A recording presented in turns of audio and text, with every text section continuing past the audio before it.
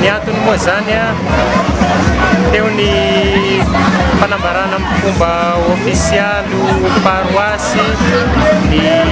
fiangonana Notre-Dame de Fatima ikary Notre-Dame de Fatima Ambohimirary tamin'ny voalohan'ny volana Jona 2024. Nifanindry tamin'ny fotoanany zarana ny sakramentan'ny fakairezana moa izay dia izay no nifidianana ny daty androany 15 Aogositra hanamariana an'izay hoe maha-fianakaviam-be iray ny paroasy iray manontolo.